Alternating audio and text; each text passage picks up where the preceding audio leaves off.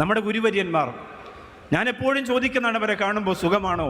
കാരണം എന്താണ്? ആക്ഷേപങ്ങളുടെ ക്രൂരമായ അമ്പുകൾ തറച്ച് അവരെ തളർത്തി വീഴ്ത്താൻ കഴിയില്ല. കാരണം അവർ തവക്കുലിൻ്റെ പാന്താവിലൂടെ സഞ്ചരിച്ചു പോകുന്നവരാണ്. അവർക്ക് മുമ്പേ പോയവർ, അതാണ് അവർക്ക് കാണിച്ചു കൊടുത്തത്. സുന്നത്ത് ജമാഅത്ത് ഉറക്കെ പറയേണ്ടി വരുമ്പോൾ, സുന്നത്ത് ജമാഅത്ത് ശക്തമായി പറയേണ്ടി വരുമ്പോൾ, ചാനലുകളോട്, പത്രമാധ്യമങ്ങളോട്, പ്രഭാഷണ പ്രബന്ധ പ്രബോധന മേഖലകളിൽ പറയേണ്ടി വരുമ്പോൾ, സമ്മേളന നഗരികളിൽ പറയേണ്ടി വരുമ്പോൾ, അത് ദഹിക്കാൻ പ്രയാസപ്പെടുന്നവർ പലതരത്തിലും ആക്ഷേപങ്ങളും ആരോപണങ്ങളും ഉന്നയിക്കും.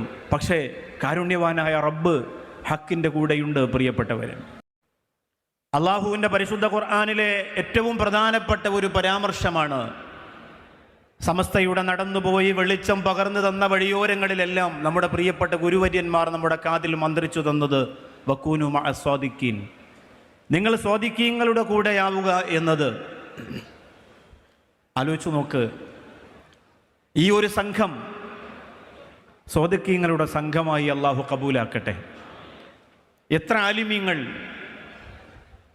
എത്ര ഔലിയാക്കൾ, എത്ര മുത്തഅല്ലിമീങ്ങൾ, എത്ര ഹാഫിളീങ്ങൾ, എത്ര മുത്തഖീങ്ങൾ, എത്ര മുഖ്ലിസീങ്ങൾ, അവരോടൊപ്പമുള്ള ഒരു സുഹബത്ത്, ഇത് മതി ഒരു പക്ഷേ നമ്മുടെ ജീവിതത്തിൽ നമ്മുടെ ഹൃദയത്തിൻ്റെ എല്ലാ കറുപ്പുകളും മാറ്റാൻ.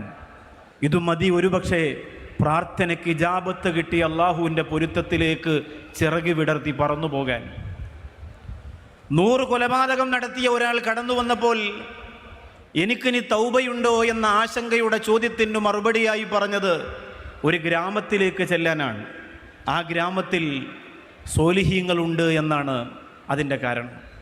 സ്വാലിഹീങ്ങളുടെ കൂടെ സഹവസിച്ചാൽ, സ്വാദിഖീങ്ങളുടെ സുഹബത്ത് കിട്ടിയാൽ നമുക്ക് ലഭിക്കുന്ന മാറ്റം നമ്മുടെ ഹൃദയത്തിൻ്റെ, നമ്മുടെ നൊമ്പരത്തിൻ്റെ, ആത്മാവിൻ്റെ അനുഭൂതിയെ നമുക്ക് നേടിയെടുക്കാൻ കഴിയുന്നു എന്നതാണ്.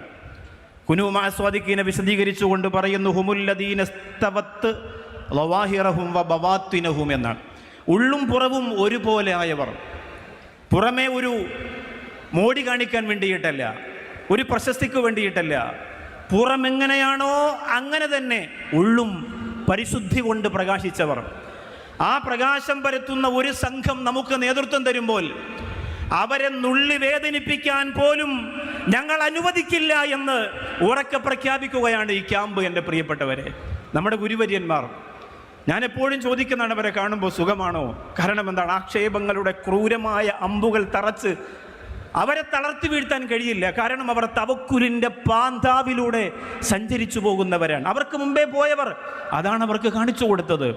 സുന്നത്ത് ജമാഅത്ത് ഉറക്കെ പറയേണ്ടി വരുമ്പോൾ, സുന്നത്ത് ജമാഅത്ത് ശക്തമായി പറയേണ്ടി വരുമ്പോൾ, ചാനലുകളോട്, പത്രമാധ്യമങ്ങളോട്, പ്രഭാഷണ പ്രബന്ധ പ്രബോധന മേഖലകളിൽ പറയേണ്ടി വരുമ്പോൾ, സമ്മേളന നഗരികളിൽ പറയേണ്ടി വരുമ്പോൾ, അത് ദഹിക്കാൻ പ്രയാസപ്പെടുന്നവർ പലതരത്തിലും ആക്ഷേപങ്ങളും ആരോപണങ്ങളും ഉന്നയിക്കും.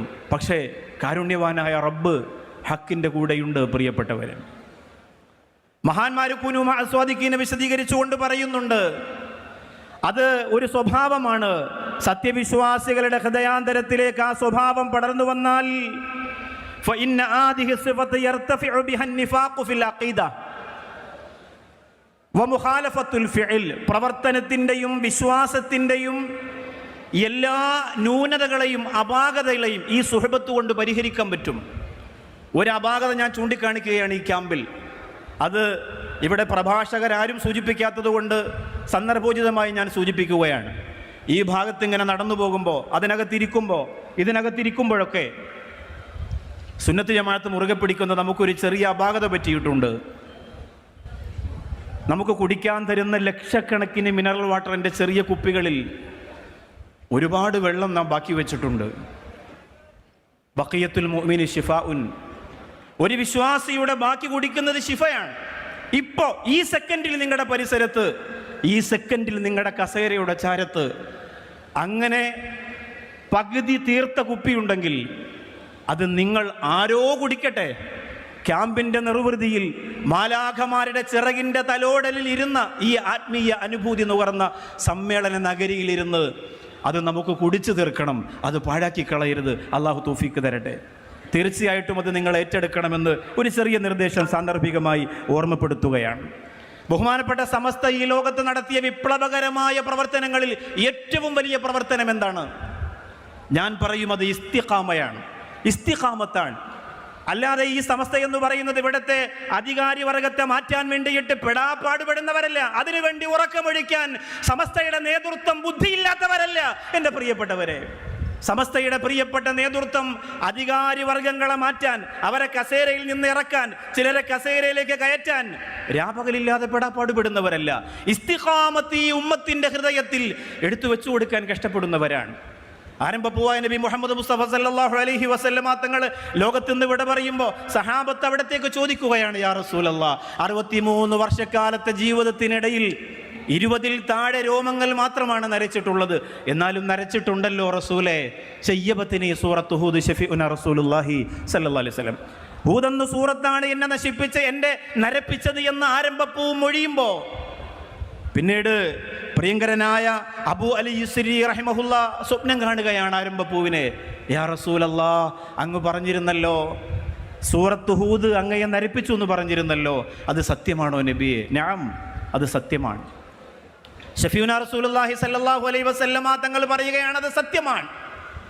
ഏതാണ് അങ്ങയെ നരപ്പിച്ചത് നബിയെ? ഏതാണ് അങ്ങയെ നരപ്പിച്ചത്? സൂറത്ത് ഹൂദിൻ്റെ പ്രതിപാദ്യ വിഷയങ്ങളായി പറഞ്ഞുകൊണ്ടിരിക്കുന്ന പ്രവാചകന്മാരുടെ സഹനത്തിൻ്റെ മുൾമുനയിലൂടെയുള്ള ദഅവത്തിൻ്റെ സഞ്ചാര പദങ്ങളുടെ കണ്ണീർ കഥകളാണോ അങ്ങയെ നരപ്പിച്ച് കളഞ്ഞത്? അല്ല. പിന്നെ ആ പ്രവാചകന്മാരെ ധിക്കരിച്ചതിൻ്റെ പേരിൽ അതിൻ്റെ പരിണിത ഫലമായി പറന്നിറങ്ങിയ ശിക്ഷാമുറകളാണോ അങ്ങയെ സങ്കടത്തിലാക്കിയത്? അല്ല. ലാ ബൽ ഖൗലുഹു ഫസ്തഖിം കമാ ഉമിർത. നിങ്ങൾ ഈ ഇസ്തിഖാമത്തിൽ നിർബന്ധമായും ആ ഇസ്തിഖാമത്തിൻ്റെ വരയും പുള്ളിയും തെറ്റാതെ സഞ്ചരിക്കണമെന്ന അള്ളാഹുവിൻ്റെ നിർദ്ദേശമാണ് എന്നെ നരപ്പിച്ചത് എന്ന് ഷഫീഉനാ റസൂലുള്ളാഹി സ്വല്ലല്ലാഹു അലൈഹി വസല്ലം. ആ ഇസ്തിഖാമയാണ് നമുക്ക് സമസ്ത തരുന്നത്. ഒറ്റ